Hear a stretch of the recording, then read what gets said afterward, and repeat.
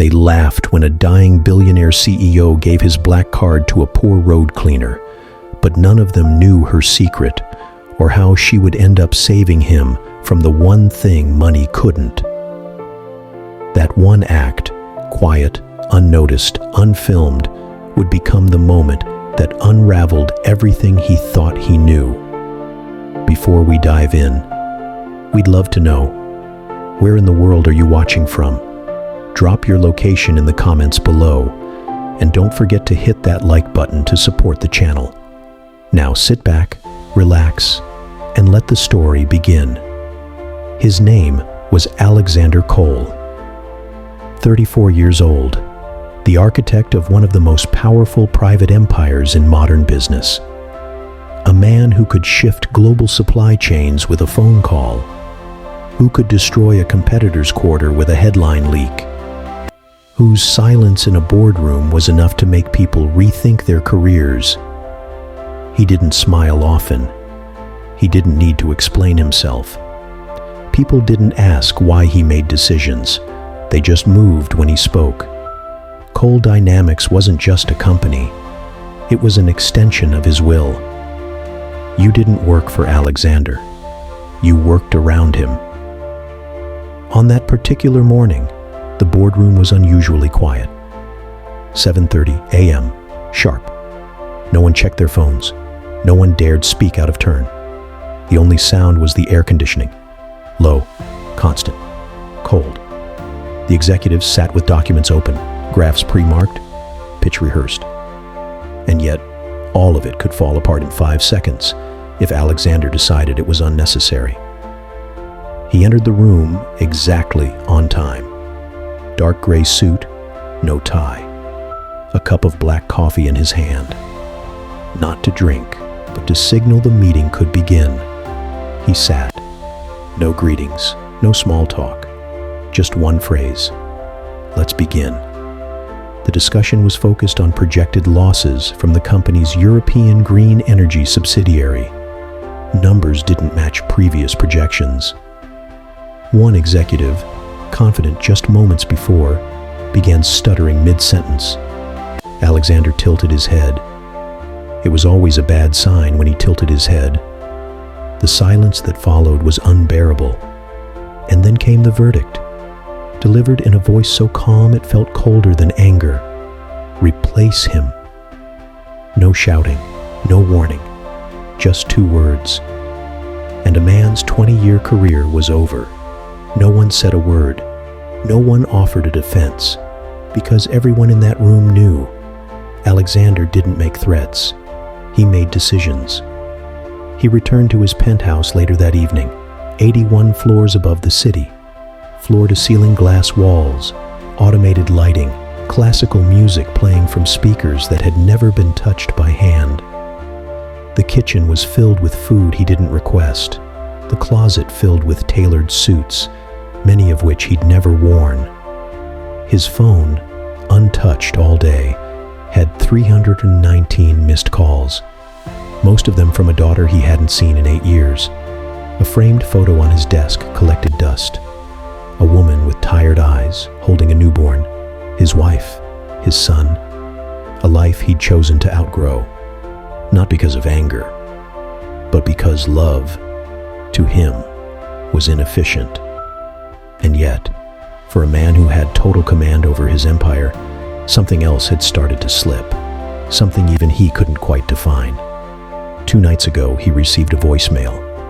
"Mr. Cole, we need to speak in person. It's urgent. Please don't delay." The doctor's voice had no warmth, no hope. And so Alexander didn't call back. He didn't like ambiguity.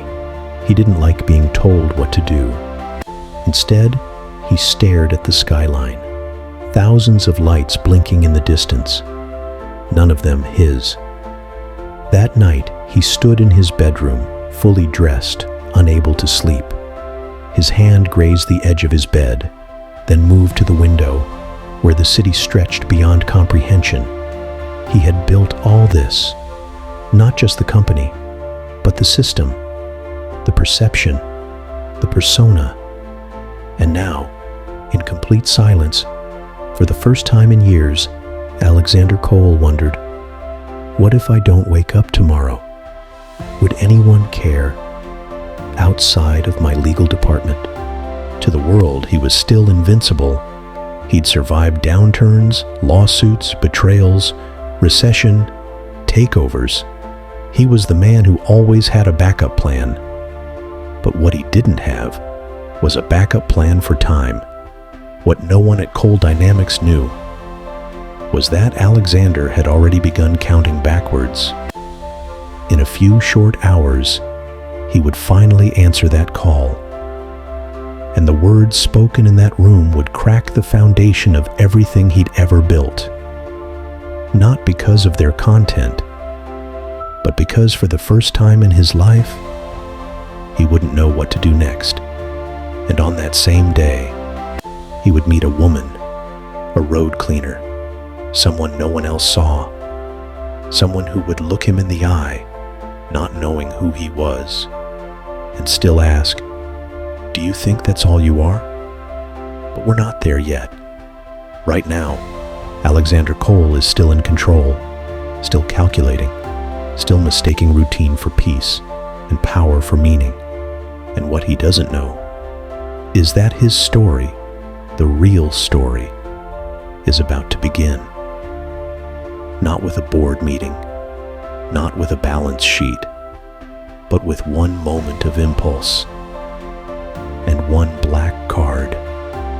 It started with a pain just below the ribs, a tightness, subtle, easy to ignore at first. He chalked it up to stress, missed meals, too much coffee, the usual. Alexander didn't see doctors. He summoned them, specialists, consultants, flown in through private terminals, signed to NDAs before their feet even touched the marble floors. And when the pain didn't go away, when it began to pull at him in quiet moments, he called in one of the best. Not because he feared the worst, but because he hated surprises. The appointment was discreet, no staff informed, no files digitized. A private suite at one of the most exclusive medical research labs in Switzerland. The exam was routine at first. Blood tests, scans, polite silence between the nurse and the man who could buy the hospital 10 times over. Alexander made calls while waiting, sold a division in Singapore, approved a $14 million expansion into South America, fired a compliance officer over text. It was just another hour to fill, until it wasn't. The doctor entered quietly, late 50s, sharp, measured, the kind of man who had seen people with too much money try to negotiate with biology. Alexander glanced up, then back to his phone. "How long?" he asked casually. The doctor didn't sit. He didn't blink. He only placed the file on the table and said one sentence. "Mr. Cole, I'm afraid it's terminal." Alexander didn't react. He didn't move. The only shift was a barely visible pause in his breathing. "How long?" he asked again, more slowly this time. The doctor inhaled deeply, as if the words themselves needed preparation. 2 weeks, 3 at most. It's progressing rapidly. The tumors are pressing against... "Stop," Alexander said, voice steady. "No metaphors, no analogies, no stories, just facts." A long silence. Then, "It's a rare form, one we've only seen documented twice in the last 15 years. There's no cure, no experimental treatment, no second opinion that will give you a different answer." Alexander leaned back in his chair, not out of shock, but calculation. "Options?" he asked. The doctor hesitated. "Hospice, palliative support. We can try to make the time you have comfortable." Alexander looked at the man as if he had just spoken a foreign language. Comfortable? The word felt like an insult. He hadn't been comfortable in decades. He'd been productive. He'd been efficient. He'd been ruthless. But comfort? That was for people who didn't know how to win. "You've bought everything," the doctor said quietly, "but not time." That was the moment. Not the diagnosis, not the prognosis, not even the word terminal. That sentence, those 6 words, were what finally cracked the mask Alexander had worn for 15 years. He left without saying goodbye. No handshake, no questions. The ride back to the private jet was silent. The pilot didn't speak. The staff didn't ask. His assistant had been told to clear his calendar for the next 10 days. No explanation given. And back in his penthouse, surrounded by silent art and synthetic light, Alexander Cole stood in front of a mirror and stared. For the first time in his adult life, he didn't know what to do. The empire was still intact. The market still moved when he blinked. His name still appeared on magazine covers and shareholder letters. But behind it all, there was now a countdown. No one else could hear it yet. But he could. Every breath, borrowed, every heartbeat, numbered. That night, he tried to call his daughter. He stared at her name in his contacts for 17 minutes. He didn't press call, not because he didn't want to, but because he didn't know what he would say. "I'm sorry. I should have been there. I don't want to die alone." Too many words for a man who had made a career out of silence. Alexander Cole had heard the words. Terminal. Untreatable. 2 weeks. But hearing wasn't the same as accepting, because men like Alexander didn't accept endings. They rewrote them. That night, he didn't sleep. He stared at the ceiling until the sun broke over the skyline like it had every morning for the last 15 years. But this time, it didn't feel like a new beginning. It felt like a deadline. And so the war began. Private jets, underground labs, silent helicopter landings at the most discreet medical facilities on Earth. Geneva, Dubai, Tokyo, Los Angeles, Seoul. He saw the top 3 oncologists in each continent, met behind closed doors with Nobel Prize winners, paid for experimental scans that hadn't even passed ethics boards. "Find something," he'd say. "I don't care what it costs."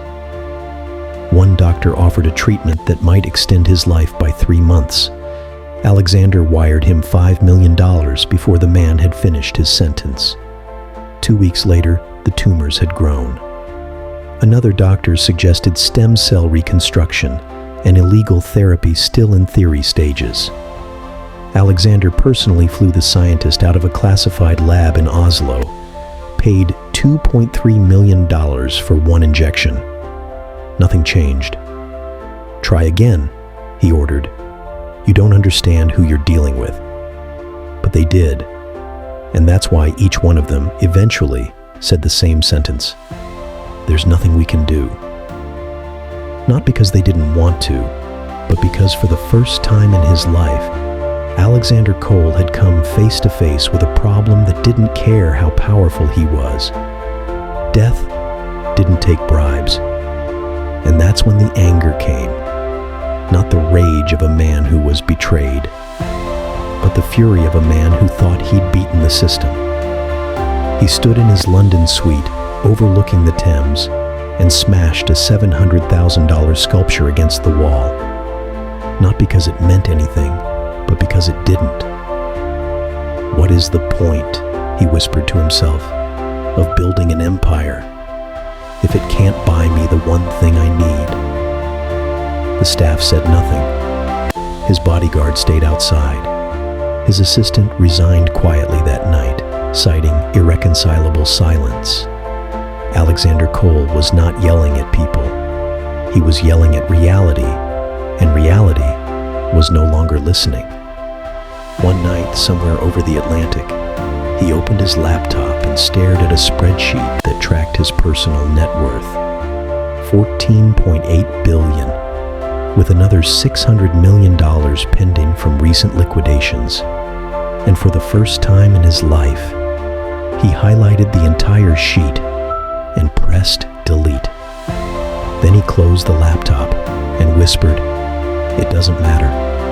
That was the first time the flashbacks came. Not dramatic, not cinematic, just moments. He remembered a birthday cake once, 25 candles. He'd blown them out while taking a conference call. Didn't eat a slice, didn't thank the staff, didn't remember the wish. He remembered a letter from his son, age 9, crayon. "I miss you, Dad." He'd tossed it aside, thinking, he'll understand one day. He remembered being at his mother's funeral and emailing a hedge fund deal while they lowered the casket. At the time, it all felt necessary, important, urgent. Now, it just felt empty. Sitting alone in a Bangkok hospital lounge, he watched an elderly couple hold hands while waiting for their appointment. They were smiling, broke, tired, small, but smiling. And he realized he had never held someone's hand in silence, not once, not without a deal, an agenda, or a clock running in the background. He had lived surrounded by everything except time. The rage didn't go away overnight, but it softened, because slowly, painfully, Alexander was beginning to understand. He hadn't lost time. He had spent it on the wrong things. But he still had some left. Days, maybe less, and without knowing where it would lead or why it mattered. Alexander boarded a flight back to his city. No assistant, no guards, no company plane, just him. A black card in his coat pocket, a truth burning in his chest, and a strange, quiet hope that maybe, just maybe, the last chapter could still be rewritten. He didn't have a plan, but sometimes even the most calculated men need to get completely lost before they find something worth living for. The flight home was uneventful, just like the man returning. No red carpet, no cameras, no scheduled chauffeur. Alexander Cole walked through the airport like any other man in a tailored coat, except no one saw the weight inside it. And when he entered his penthouse again, high above the city where the buildings touch fog, the silence felt different this time. Not powerful, not prestigious, just hollow. He poured himself a drink, the same 25-year-old scotch he'd used to celebrate every acquisition over the last decade. But this wasn't a celebration. This was a question. What now? He didn't sip. He drank, like it could wash away the truth or slow down the clock. It didn't. The regrets didn't shout. They whispered. First came his mother, her voice, gentle, worn, kind. "I just wanted to hear your voice, Alex." That was the last voicemail she ever left. He never returned the call. The funeral was quick, efficient. A black suit, a tight schedule, a distraction waiting in Singapore. Then came her, Elena. The only woman who ever asked him to slow down. She once waited 3 hours at a restaurant while he finalized a merger. When he finally arrived, she said nothing, just smiled. 2 weeks later, she left. No anger, no demands, just a note. "You don't need me, you need time. And I don't think you'll ever let yourself have either." He folded the note and put it in a drawer, never reread it. Until now. Then came the friends, the ones who used to laugh with him in university corridors, who toasted to dreams and deadlines. They stopped calling years ago, not out of bitterness, but exhaustion. He had replaced connection with convenience, loyalty with leverage, people with performance. The glass in his hand felt heavier now, like it carried more than just liquor. He looked around and then realized there wasn't a single photo in the room, not of his parents, not of his son, not of anyone who ever mattered. Just art, furniture, technology, all expensive, all meaningless. He walked to the massive curved television mounted above the fireplace, turned it on. A news segment was already playing. Alexander Cole, once hailed as a tech visionary, now faces a wave of public backlash after laying off 9,000 workers via an internal memo. Another voice cut in. He's ruthless, detached. He built an empire, yes, but at what human cost? Headlines scrolled across the screen. Billionaire tycoon cancels employee healthcare fund. Cole Dynamics faces ethics scandal over mass automation. Heartless or just strategic? The enigma of Alexander Cole. He muted the TV, but the words kept ringing. Heartless. The irony wasn't lost on him. A man who had poured his whole life into the machine was now dying inside it. He walked across the cold marble floor, past the untouched dining table, the wine cellar he never visited, the piano he bought but never learned to play. And then, for a moment, just one, he sat down on the living room floor, not the chair, not the leather couch, the floor, like a man surrendering, his back against the wall, his eyes on the ceiling, and the glass finally slipped from his hand. It shattered, but he didn't move, because the silence had finally grown louder than everything he'd ever achieved. Somewhere outside, car horns echoed. The world kept spinning. Stocks rose, deals closed. But inside this sky-high tomb, Alexander Cole was coming to terms with a truth he had never prepared for. He had been rich in power, but bankrupt in peace. And in the stillness, a strange thought came to him. Not a solution, not a strategy, but a question. If I gave something away, something real, would it matter? Not to the world, but to someone, anyone. That thought wouldn't leave. It was almost midnight.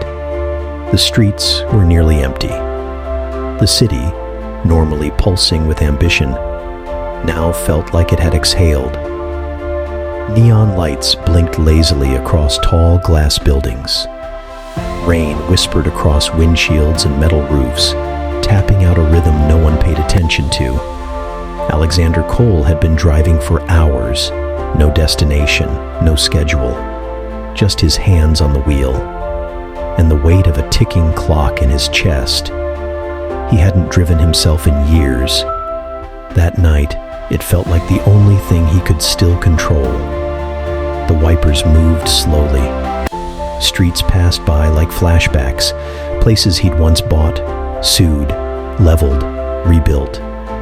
He passed the city's hospital, then the university he never visited after donating a wing, then a bench, where years ago his son had once waited for him.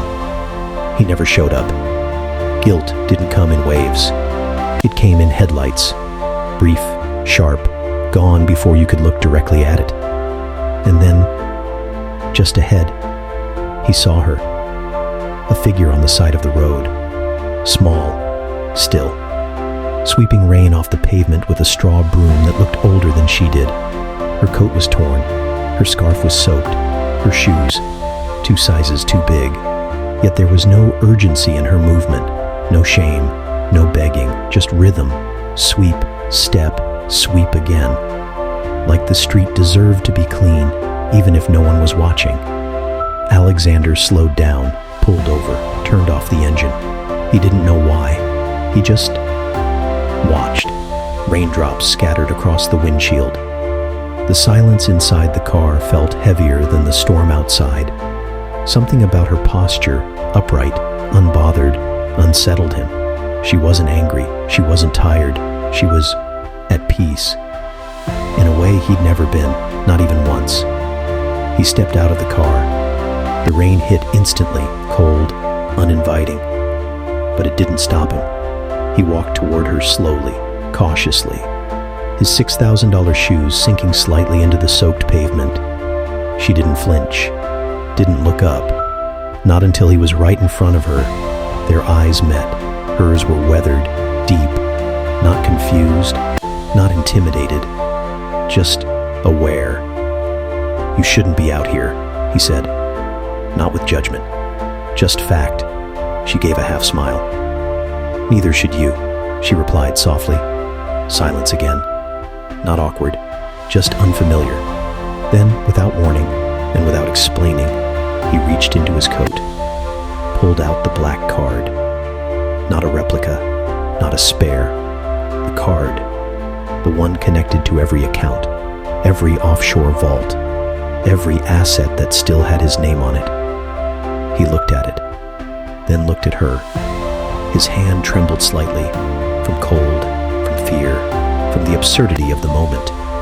And then he said the words, "Use it however you want. I won't need it." No flourish, no emotion, just truth. She didn't ask why, didn't gasp, didn't even blink. She took it slowly, slipped it into a pocket somewhere under her soaked shawl, and nodded, as if this wasn't unexpected, as if she'd been waiting, not for him specifically, but for this moment. Alexander waited for something, anything, a question, a thank you, a reaction. But she only said, "Then let it go." That's it. 4 words. And then she turned back to the road, lifted her broom, and kept sweeping. Alexander stood there, soaked, still holding the silence. He wanted to say something, to take it back, to explain, to demand clarity. But the moment didn't ask for explanation. It just was. He walked back to the car, closed the door, hands trembling, breathing heavy, not from exertion, but from something deeper. He didn't know her name, didn't know what she would do with the card, and for the first time, he didn't care. That night, Alexander Cole drove home without checking the stock market, without answering messages, without opening his laptop. The rain stopped somewhere along the way, but her voice stayed with him. Then let it go. That night, something shifted. It wasn't loud. It wasn't obvious. It began in the silence, long after the rain had stopped, long after he'd climbed the stairs to his empty penthouse, long after the city fell asleep around him. Alexander Cole lay in bed for hours. No pills, no wine, no distractions, just him, and a question he couldn't shake. Who was she? But the question didn't haunt him. It calmed him, like some part of him had released a weight he'd been carrying so long. He forgot it wasn't supposed to be there, and eventually, for the first time in over 10 years, he fell asleep. Naturally, deeply. In the dream, he was underwater, not drowning, floating, surrounded by stillness. Sunlight trickled through the surface above, dancing across his skin like warm silk. He could breathe, not with lungs, but with acceptance. Around him, children. Not faces he recognized, just presence. They swam, they laughed, they reached for his hands, and he let them. In the dream, they weren't teaching him anything. They were reminding him what it meant to be alive. Then the water faded, and he stood alone in a vast open garden. The sky, cloudless, the wind, gentle, and the earth, wet with recent rain. Ahead, a woman, not the cleaner from the road, but something beyond her, a presence, a warmth, a knowing. She didn't speak, she didn't move, but in her eyes, he saw mercy, not pity, not forgiveness, something deeper, a quiet permission to begin again. Then came the fire, not destruction, refining, a soft blue flame in the distance. It didn't consume, it purified, and through it, a single whisper, let go. He woke before dawn, no alarm, no noise, just breath, long, full, steady. And then, realization. The pain was gone. That deep, gnawing, cellular ache that had haunted his ribs and spine for weeks was gone. Not reduced, not managed, absent. He sat up, slowly, then stood. Every movement, clean, effortless. No dizziness, no fire in his lungs, just stillness. He looked out the window at a city still sleeping. And for a moment, he felt something he hadn't felt since he was a boy playing by the coast with his brother. Gratitude. By 7 a.m., he was dressed, not in a tailored suit, just jeans, a coat, scarf. No driver, no assistant, no press release. He returned to that same stretch of road, the one beneath the overpass, where the pavement curved against the rain gutter. But she wasn't there. No cleaner, no broom, no footsteps, just wind, and the sound of tires splashing through the morning drizzle. He waited for 10 minutes, then 20, then an hour. Finally, he approached a vendor nearby. The woman who sweeps this road, the one who cleans late at night. Do you know her? The man looked at him blankly. I've sold coffee here for 3 years. No one sweeps this street, sir. It's City Waste Department's job, and they don't come here at night. Alexander frowned. No, not city workers. She had a scarf, a coat. Sir, the man interrupted gently. There's no one like that. Not here. Not ever. Alexander walked the block twice, then checked security cameras, paid off a parking attendant. Nothing. No footage. No trace. The street had no memory of her, but the black card was still gone, and the pain had still vanished. That much was real. That night, back in the penthouse, Alexander didn't pace. He didn't scream. He didn't call his lawyer or his doctor. He sat by the window, lights off, just watching. The city below, alive, flawed, pulsing with stories. For the first time in his life, Alexander Cole didn't feel above it. He felt part of it. The woman, whoever she was, had left him with nothing. No name, no trail, no explanation. Only a new question. If I wasn't dying, what would I do with this life? 3 days passed. The pain did not return. The black card did not reappear. And the woman, still gone. But something had changed in Alexander. Not his suits, which he'd stopped wearing. Not his office, which he hadn't entered. Not his name, which was still whispered across boardrooms and investor calls. What had changed was this. He wanted to know, not command, not control, just understand. Who was she? What did she mean? Why her? On the fourth morning, he returned to routine. But this time it was different. His voice was quieter, his tone slower, his eyes steady. I need everything you can find on the woman sweeping the road under Bridgeway Boulevard at 11:57 p.m. 5 nights ago, he told his new assistant. No assumptions, no shortcuts. Check every traffic camera, every security feed from the gas stations nearby, every vendor, every car plate, every recorded face. The assistant nodded, slightly startled by the urgency, and by the fact that Mr. Cole had made the request himself. Within 72 hours, the footage came in. Drones, dash cams, side street angles, hundreds of frames, dozens of hours, but only one mattered. There she was. 11:56 p.m., sweeping slowly across the sidewalk, her movement unhurried, purposeful, her presence unmistakable. The camera caught Alexander approaching, speaking, handing her something, the black card. She took it, slipped it away, and then she vanished into shadow. His team traced her route for 4 blocks, then nothing. No footage, no reappearance, as if the city had swallowed her whole. But then, a breakthrough. An old gas station camera captured her earlier that evening, buying a bottle of water. No credit card, no phone, just a small folded slip of paper, and a name written on the plastic bag. Adanna. No surname, no ID, but it was a start. They ran searches, public records, citizen registries, employment logs. Only one match. Adanna Ease, age 29, occupation, street sanitation contract worker. Region, born in Nwanta, a tiny remote village 3 hours from the city.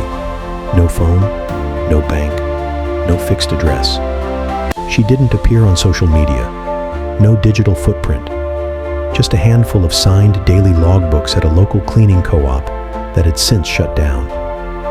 Alexander stared at the report. Ease, Adanna. A name that meant nothing to the world, and yet had rewritten his. But something didn't add up. He asked his banker for a transaction report to trace movement from the black card. The man returned, puzzled. Sir, the card was never used. Alexander paused. Not once? Not once. No charges, no attempts, nothing. Not even an ATM? No, sir, it's like whoever took it didn't want it. Alexander leaned back in his chair, staring at the glass windows of his study. She had the world at her fingertips, and she touched nothing. Not the luxury, not the power, not even survival. And still, she had given him something no one else could. More time. The next morning, Alexander made a decision. He would find her. Not through cameras, not through staff. He would go himself. He canceled meetings, turned down interviews, ignored board votes, packed a small bag. No suits, no guards, no headlines. Just a train ticket, a change of clothes, and the name, Adanna Ease. As the train pulled out of the city, Alexander sat by the window, watching the skyline shrink behind him. Glass gave way to trees, towers to fields, noise to silence. And for the first time in his life, he wasn't chasing profit. He was chasing truth. He didn't know what he'd find, only that he had to look. The train ride ended at a dusty junction. More dirt than station, more silence than welcome. Alexander Cole stepped down quietly, his coat brushing against his knees, his shoes already collecting red clay. No limousine waited, no photographers, no reception, just two children playing with sticks by a cracked bench, and a wooden sign half buried in sand. Nwanta, population unknown. He flagged down a rickety bus, old, rusted. But the driver didn't ask questions. An hour later, he walked the final stretch on foot. The roads were too narrow for cars, lined with palm trees, drying cassava, and the occasional rooster that stared like a gatekeeper. As he walked, his body began to feel unfamiliar things. Sun on his skin, the scent of wood fire and mango, wind that carried no ambition. By the time he reached the village square, he looked like any other weary traveler. No one recognized him, but everyone saw him. They nodded softly, whispered in pairs, watched with eyes that said, "We know why you're here, even if you don't." He asked for her by name. Adanna Ease. No one lied, but no one answered directly either. The fruit seller gestured toward the old well. The teacher pointed past the chapel. A boy simply said, "She finds you when it's time." At first, Alexander thought it was fear. Then he realized it was respect. In the marketplace, an old woman finally broke the silence. Her eyes clouded by cataracts, but sharp with memory. "You ask about Adanna," she said, slicing open a pawpaw with quiet hands. "We do not call her that here." "What do you call her?" he asked. She smiled. "The Guardian." The name landed like a whisper carried through decades. She walks with those who've lost direction, sits with the dying who've stopped being seen, speaks little, but when she does, the earth listens. Alexander leaned in, voice low. "What do you mean?" The old woman didn't blink. 2 years ago, my husband was lost to stroke. Could not move, could not speak. The doctors gave us morphine and waiting. Then she came, not with pills, with presence. She held his hand for 7 nights. No machines, no incantations, just presence. On the 8th morning, he stood. Alexander didn't speak. He couldn't. Others have tried to follow her. Some wanted to record her. Some wanted to pay her. None could find her unless she allowed it. He asked, "Why?" The old woman's blade paused in the fruit. Because she doesn't fix what's broken, she reminds it how to remember itself. He left the market with a bag of yam chips and more questions than answers. Over the next hours, he wandered the village. Every turn brought a new whisper. She saved my sister's child. She sat with my uncle when no one else would. She appears when the pain gets too loud. They say she doesn't age, only returns. Finally, as the sun began to bleed into the hills, he followed the dirt path behind the chapel. No one pointed him there. He just knew. The trees thickened, the wind slowed, and the silence changed, from absence to attention. The air felt aware. And there, at the base of a fig tree older than memory itself, sat a small hut. No fence, no door, just fabric swaying in the breeze like an invitation. He stepped forward, slowly, his hands by his side, his breathing careful. And then, before he could speak, a voice came from inside. Calm, clear, not surprised. "You found me." His heart paused, not from fear, from recognition. The curtain lifted, and there she was, Adanna, her scarf different, but her eyes exactly the same, not shocked, not warm, just seeing him completely. She gestured to the bench outside. "Sit," she said. "You didn't come here to ask. You came here to remember." And for the first time since he left the empire he built, Alexander Cole sat and listened. The bench creaked under Alexander's weight. The late sun filtered through the fig tree above, casting golden webs of shadow across the earth. Adanna sat across from him, her shawl folded neatly over one shoulder, her hands resting on a calabash bowl of water beside her. The air was quiet, but it wasn't silence. It was listening. She didn't speak right away. She looked at him, not with intensity, but with clarity. "You've been trying to understand what I am," she said softly. "You won't find it in titles, or names, or stories." She reached into her wrap and pulled out the black card, untouched, unswiped, still gleaming. She placed it between them on the bench. "This never belonged to me," she said.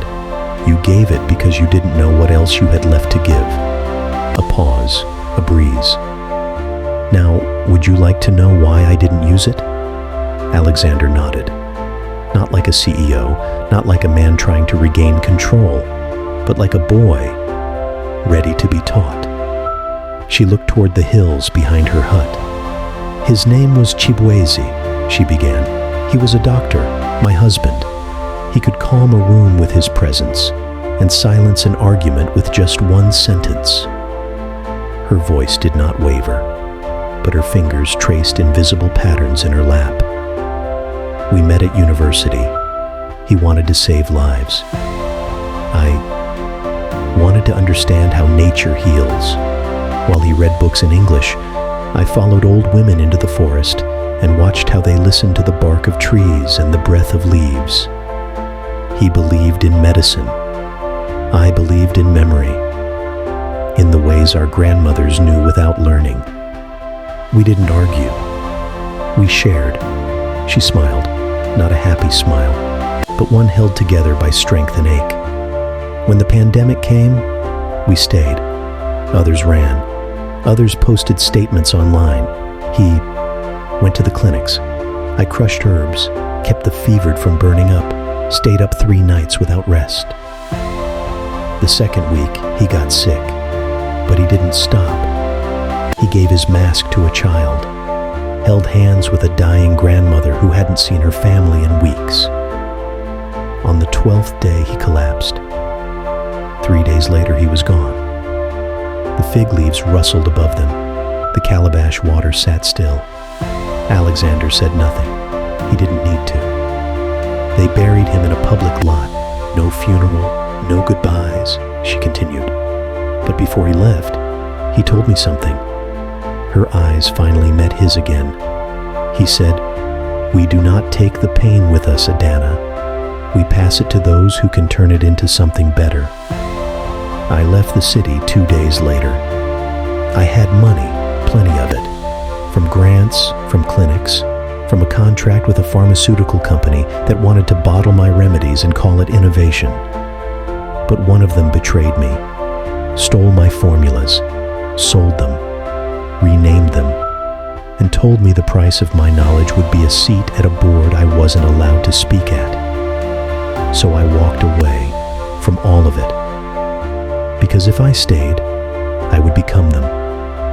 She looked at the black card again, then pushed it gently back to him. "This cannot fix what you're trying to repair. Not in the world, not in yourself. You came to me as a man who had everything, and yet nothing. And all I asked from you was the only thing you've never learned how to give." Alexander whispered, "What's that?" She answered without hesitation, "Surrender." The wind picked up slightly, bending the trees into a hush. I have walked with people in their final hours. Some rich, some forgotten. Some who held grudges even as they slipped away. Some who forgave everyone but themselves. The ones who left with peace were the ones who let go. "People ask why I never charge," she said quietly. "Why I live in a hut. Why I don't open clinics or make videos or sell books." She leaned forward. "Because what I offer isn't for sale. I don't take what isn't freely given.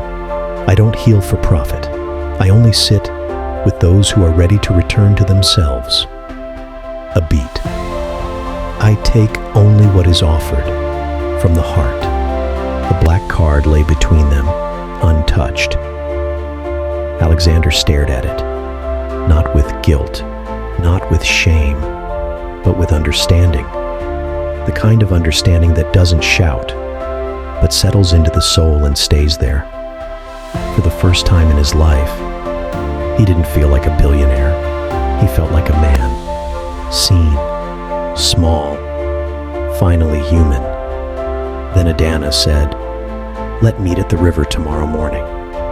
The river flowed quietly beneath the soft light of dawn, its surface shimmering like scattered jewels, catching every hint of gold and silver the sun dared to send. Alexander approached slowly, his footsteps muffled by damp earth and fallen leaves. The village was waking. Roosters crowed distantly. The faint smell of wood smoke drifted on the breeze. But here, at the riverbank, time seemed to pause. There she was, Adanna, sitting cross-legged on the worn stone steps that met the water's edge. Her shawl wrapped tightly around her, hands folded calmly in her lap. She did not look up as he neared, but her presence was unmistakable. Alexander stopped a few feet away. For a moment, neither spoke. The only sounds were the river's whisper and the soft rustle of leaves. Finally, she broke the silence. Her voice was calm, a still current beneath the surface. "You gave freely," she said simply, without expectation, without hesitation. "And now," she continued, "you must choose to live differently." He studied her. The years of city battles, power struggles, and endless meetings seemed to fall away. In this moment, stripped of titles and wealth, he was just a man, searching for a way to be whole. "Help me," he said quietly. "Not with money, not with influence, not with promises. Help me, not to cheat death, but to live." She looked at him then, really looked, as if seeing through every mask, every armor, every fear. And then, with a nod that felt like a blessing, she said, "I will help you." But her help came with conditions, not contracts, not negotiations. Instead, a simple truth. Healing is not a transaction. It is intention. If you want to live, you must choose to shed what no longer serves, to face what you have avoided, and to carry a new purpose. Alexander swallowed, the weight of her words settling deep. "I am ready," he whispered. For the first time, he felt a glimmer of hope. Not because science promised a cure or money could buy medicine, but because someone believed he could change. She stood and motioned toward the river. "Come," she said. "There is a path to walk. Not easy, not quick, but true." As he stepped forward, water lapping at his boots, Alexander understood. This was not the end of his story. It was its beginning. The sun rose and set again, but Alexander no longer counted days as hours in a boardroom. Time had a different rhythm here, slower, deeper, woven into the breath of the earth. His days began before dawn, not with coffee or emails, but with silence. No words, no distractions, just stillness. Under Adanna's guidance, he learned the meaning of fasting, not just from food, but from noise, from impatience, from the endless need to do. His body trembled at first, unused to emptiness. But the emptiness became space, space to listen, space to feel.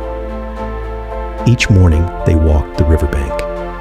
The water flowed steady, unhurried, and Alexander began to understand. Healing was not rushing toward a goal, but walking alongside pain, with respect and grace. The village became a classroom, the stories of its people, whispered lessons. An elderly man with arthritis who spoke of finding joy in the cracks of his hands. A young mother who carried hope despite losing her firstborn. Children who played in the dust, their laughter breaking the silence of the land.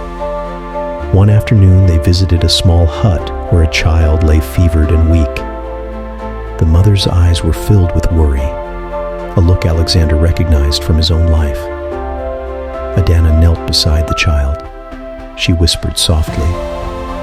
Alexander watched as she crushed leaves, brewed tea, and gently fanned the child's brow.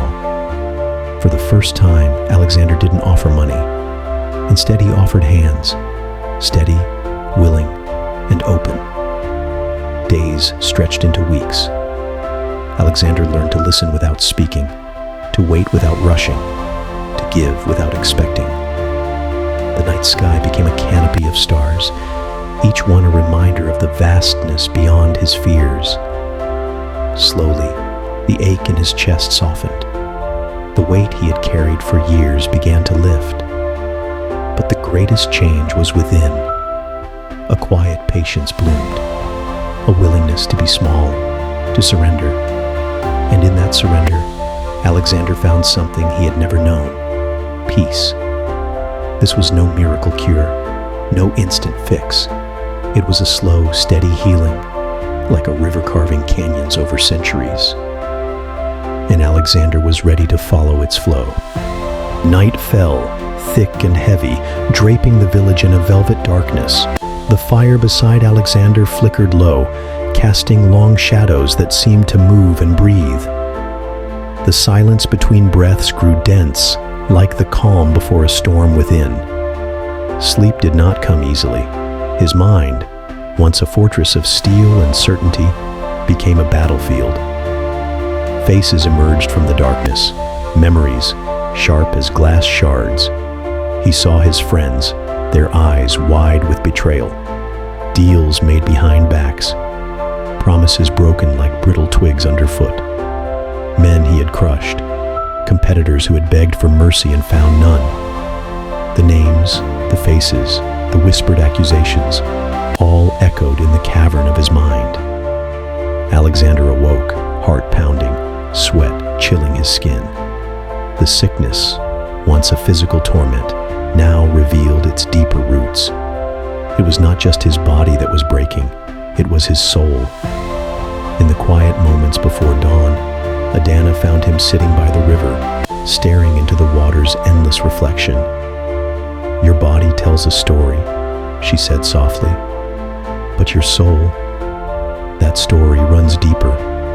He looked at her, raw and vulnerable. "I don't know how to forgive myself." She reached out, placing a hand on his shoulder.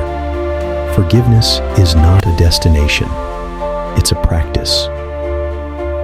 Over the following days, Alexander faced himself in ways he never had before. In ritual and solitude, he confronted the wounds he had inflicted, the moments he had chosen pride over compassion, power over kindness. He sat alone for hours, allowing memories to surface without judgment. The times he had pushed away those who loved him, the greed that blinded him to the cost of his ambitions, the silence he held instead of apology. Slowly, the walls began to crumble. The weight of ego lifted, replaced by something fragile but true: humility. One evening, as the sun bled into the horizon, Alexander knelt before the riverbank, his hands trembling as he cupped the water. He spoke aloud, not to anyone but himself. "I was broken long before the illness came. My sickness was never just in my body. It lived in my heart, in my choices, my regrets, my pride."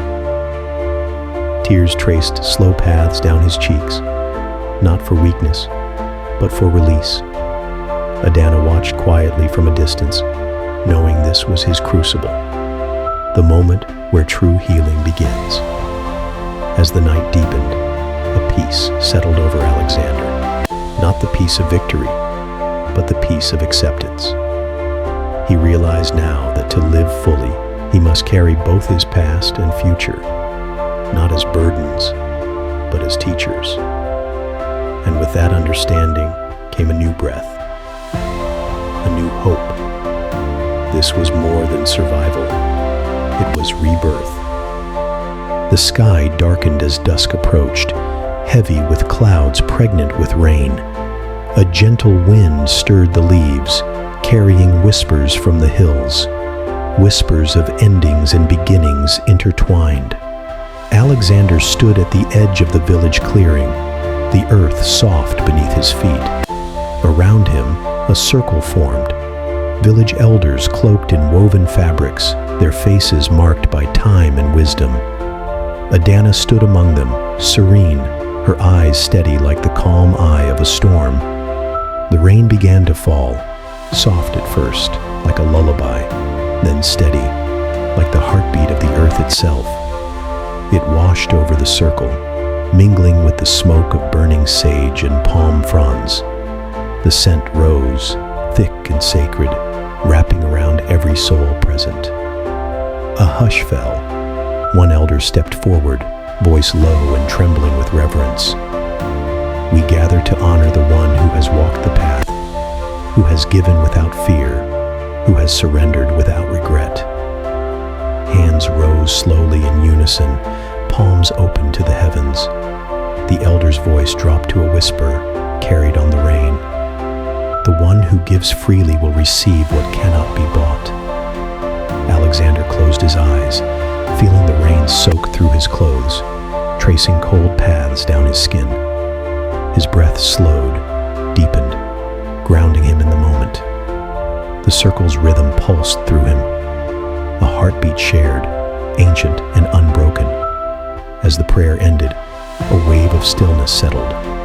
And then, without warning, Alexander's legs gave way. He collapsed into the soft earth, the rain cushioning his fall. Darkness pressed close. Memories, fears, regrets, all surfaced in a single overwhelming wave. But beneath it all, a quiet flame flickered. Slowly, he breathed.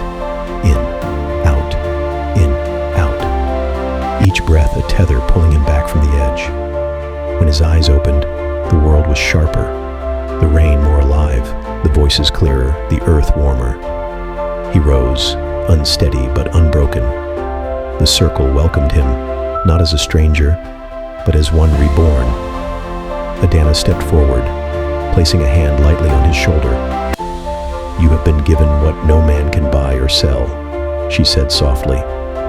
"A second chance, not just to live, but to be." The rain continued to fall, washing away the past, cleansing the soul and heralding the dawn of a new life. The airplane touched down quietly on the tarmac of a city that once ruled his life.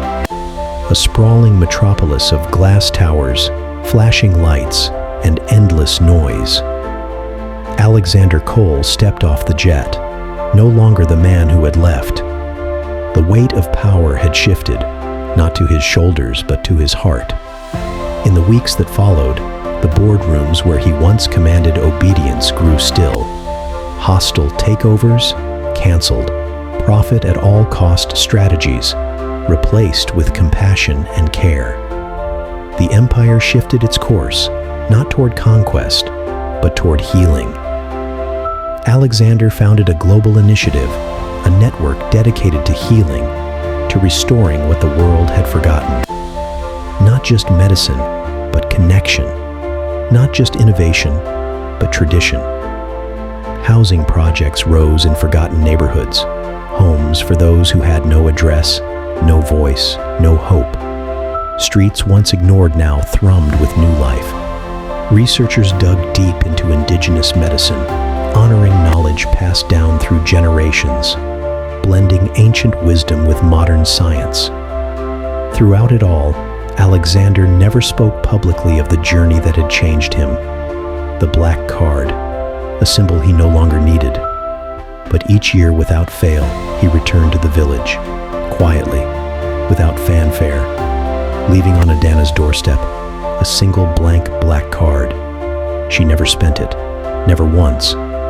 And yet, in that unspent card, Alexander found something greater than currency or credit. He found the truth he had sought all along. Wealth is not what you carry in your wallet, but what you leave in the hearts of others.